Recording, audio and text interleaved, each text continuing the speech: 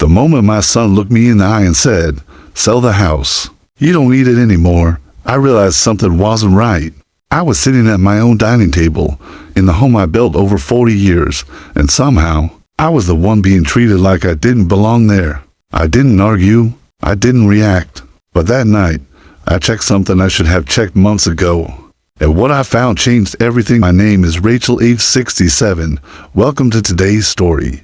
If the opening caught your attention, drop a comment and let me know where you're watching from. Just a quick note, some details in this story are adapted to enhance the experience, and any similarities are purely coincidental. I had a minor surgery 2 weeks earlier. Nothing serious, at least that's what the doctor said. But recovery has a strange way of slowing you down just enough to notice things you used to ignore. That afternoon, I stood in the hallway staring at a box I had meant to move since morning. It wasn't heavy. Not really. But my body hesitated in a way it never used to. So I called my son. He was sitting in the living room, legs stretched out, phone in his hand. I asked him calmly, politely, if he could help me carry the box. Just a small thing. Something that, years ago, wouldn't have even required asking. He didn't look up right away. When he finally did, there was something in his expression I didn't recognize. Not concern, not even annoyance at being interrupted. It was something colder, like inconvenience. "You should start doing things yourself again," he said. "You're not helpless." For a moment, I thought I had misheard him. The words didn't match the tone. Or maybe the tone didn't match the person I thought he was. I glanced toward my daughter-in-law. She was sitting right beside him, scrolling through her phone, her face completely neutral. No reaction, no correction, not even eye contact. That silence said more than anything he could have added. I stood there longer than I should have, not because I needed help anymore, but because something inside me was trying to process what had just happened. It wasn't the refusal. It wasn't even the words. It was the shift.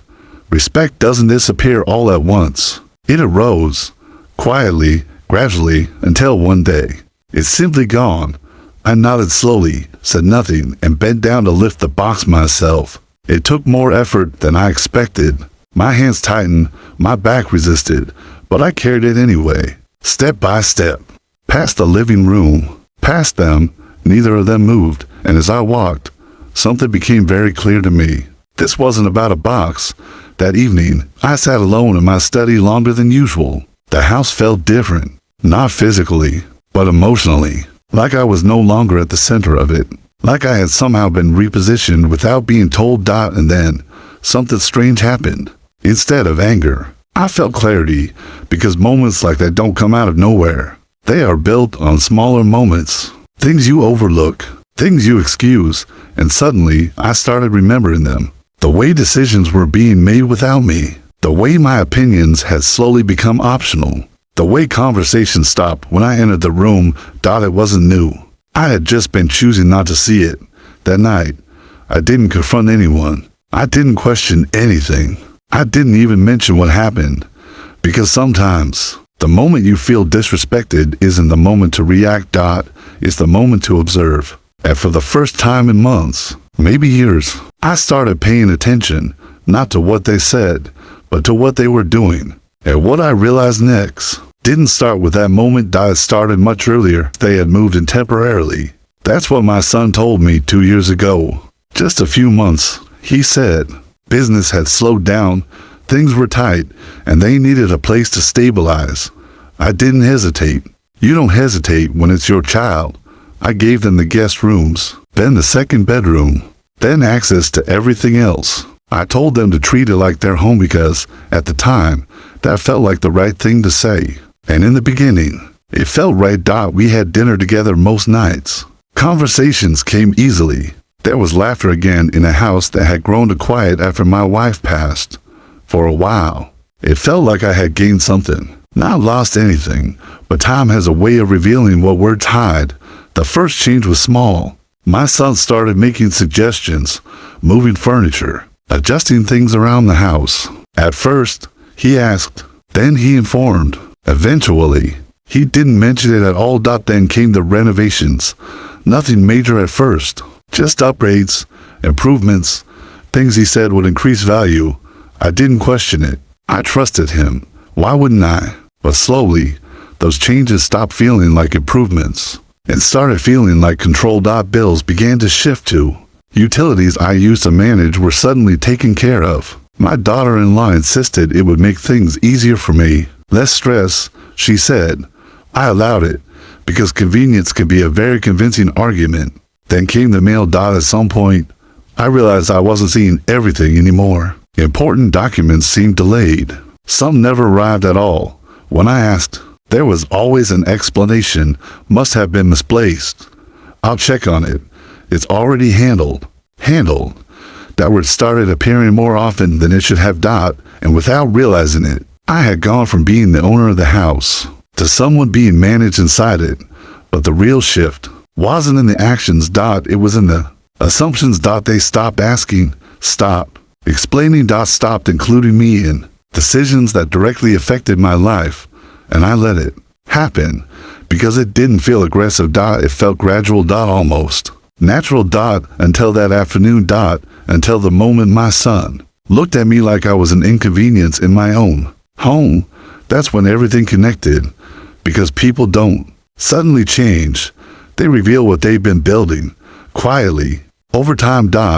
And that's when I started asking a question I should have asked much earlier. If this was temporary, then why did it feel permanent? The answer didn't come immediately, but it started forming that same night.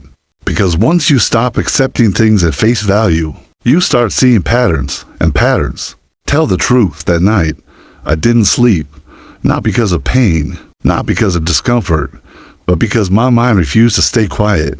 I sat in my study, the same room where I had spent years handling paperwork, organizing records, maintaining order in a life that once felt completely under control. And for the first time, it didn't feel that way anymore.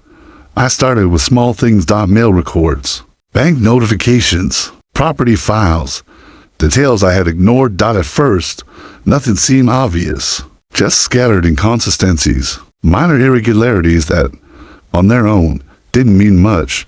But patterns don't appear all at once. They reveal themselves piece by piece. If you're patient enough to look, I opened my laptop and began checking property records, ownership documents, registration details, and that's when I saw it. My address attached to something I didn't recognize, a business registration. At first, I assumed it was an error, but errors don't usually come with complete documentation, names, numbers, filings. All connected, all legitimate, except for one thing. I had never approved it. My house was being used as a registered asset for my son's company. I leaned back in my chair slowly, not shocked, not yet, just aware, because once something like that appears, it forces you to look deeper. And so I did. I started tracing connections, financial movements, account links. Access logs. And what I found wasn't random. It was structured, deliberate, carefully spaced transactions, small, enough to avoid attention, consistent, enough to create impact. Money moving through channels I didn't monitor, accounts I didn't control, and all of it connected back to him. My son. At that point, the situation shifted from confusion to understanding.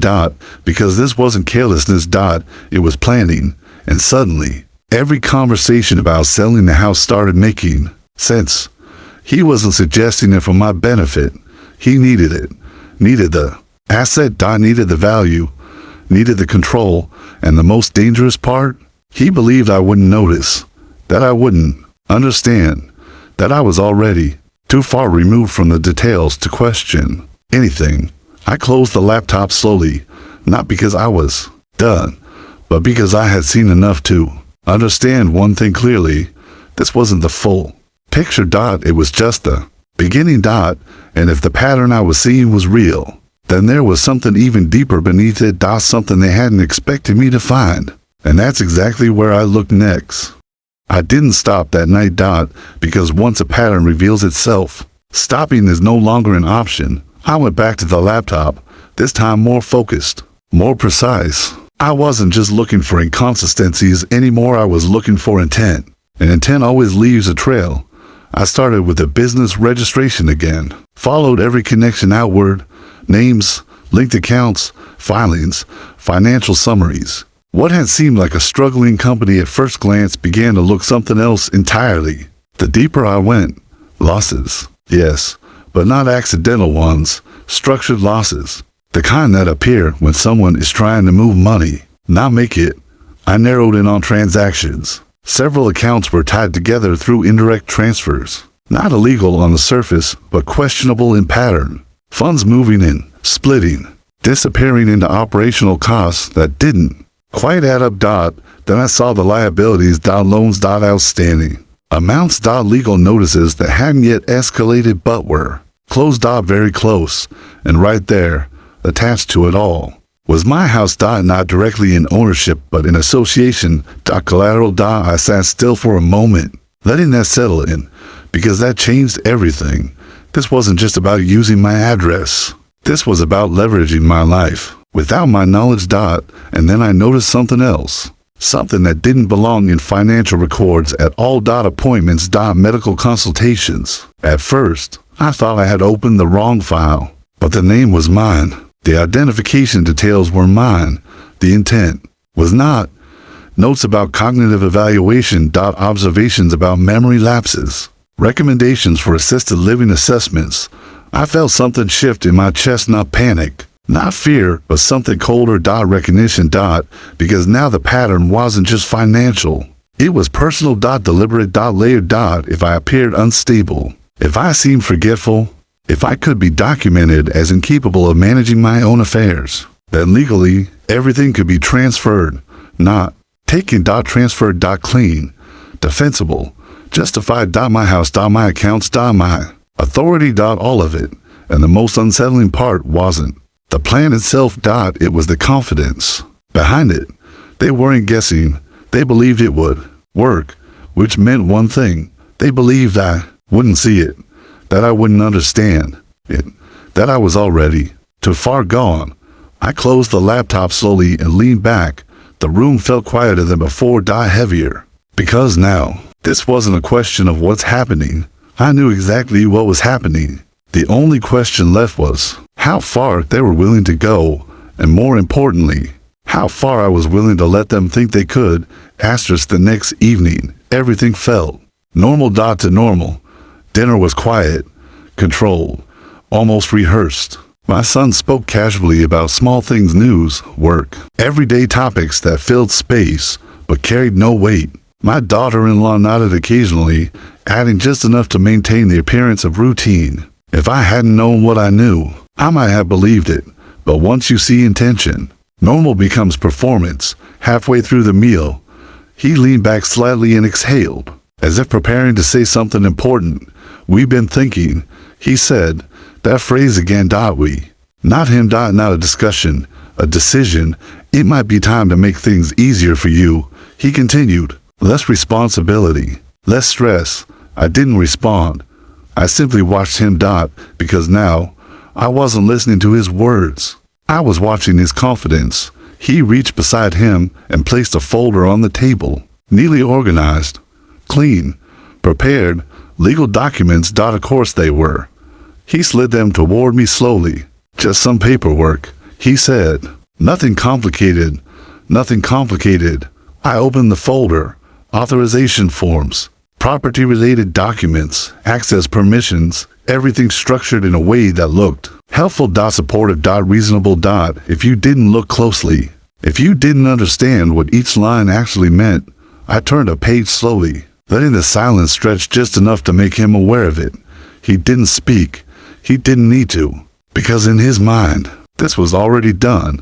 I looked up at him for the first time, really looked at him. Not as my son, but as someone sitting across from me with a plan. And what I saw was something I hadn't seen before. Certainty. No hesitation. No doubt. He believed this moment would go exactly the way he expected, that I would read, nod, and sign. Because why wouldn't I? That's what I had always done. Trusted. Allowed. Stepped back. I closed the folder gently and placed my hand on top of it, not rejecting it. Not accepting it. Just holding it there. Then I asked him one question, calm, simple, almost casual. "Before I sign anything, I paused just long enough for him to focus completely. Do you know what I used to do for a living? The reaction was immediate but subtle, a slight shift in his expression, a flicker of confusion. Because the question didn't fit the moment. It wasn't resistance. It wasn't concern. It was unexpected. No, he said slowly, and that was the moment everything changed. Because for the first time since this all began, he didn't have control of the direction, and he knew it. I leaned back in my chair, just slightly. Not dramatically. Not confrontationally. Just enough to change the balance of the conversation, and in that quiet shift, the entire situation turned. Asterisk for 35 years. I worked in financial compliance and fraud detection. I didn't say it loudly. I didn't say it with emotion. I said it the way you state a fact that doesn't need explanation. And as the words settled in the room, something changed, not visibly at first, but you could feel it. The atmosphere shifted, because information like that doesn't just add context. It rewrites everything that came before it. My son didn't respond immediately. He couldn't, because in that moment, he wasn't thinking about what I said. He was thinking about what it meant. Every document he prepared, every transfer he made, every assumption he relied on, all of it, suddenly uncertain. You never mentioned that, he said finally. His voice was different. Now. Quieter. Measured. I gave a small nod. You never asked. Silence followed. Not the comfortable kind. The kind that forces people to think faster than they want to. I opened the folder again, not to review it, but to acknowledge it. To show him I understood exactly what it was. Everything you've done, I continued calmly, is documented. No accusation. No anger. Just clarity. Because the truth doesn't need volume. It only needs precision. His posture changed, not dramatically, but enough. Less relaxed. Less certain. Because now, he wasn't sitting across from someone unaware. He was sitting across from someone who had already seen the entire structure, and more importantly, understood how to take it apart. I didn't sign anything, I added, closing the folder again. A small detail, but an important one, because it meant control hadn't been transferred. Not yet. And without that, everything they built was still vulnerable. My daughter-in-law finally looked up. Really looked. For the first time since this began, there was something in her expression that hadn't been there before. Concerned. Because now, the plan wasn't just at risk. It was exposed, and exposure changes behavior faster than anything else. I stood up slowly, not as a statement, not as an exit, but simply because I could, because I wasn't the man they thought I was. Not fragile, not unaware, not dependent. And as I walked away from the table, I realized something almost ironic. They thought they were managing the situation, controlling the outcome, guiding the process, but in reality, they had revealed everything themselves. Piece by piece. Step by step. Without realizing the one thing they needed most was the one thing they never had. Understanding. And now, the situation wasn't about what they planned. It was about what I chose to do next. Because silence isn't weakness. Sometimes it's strategy. And the most dangerous moment in any situation is the moment someone realizes they've been completely misunderstood. So now I wonder, if you were in that position, watching everything unfold exactly like this, would you confront them immediately, or would you let them believe, just a little longer, that they were still in control?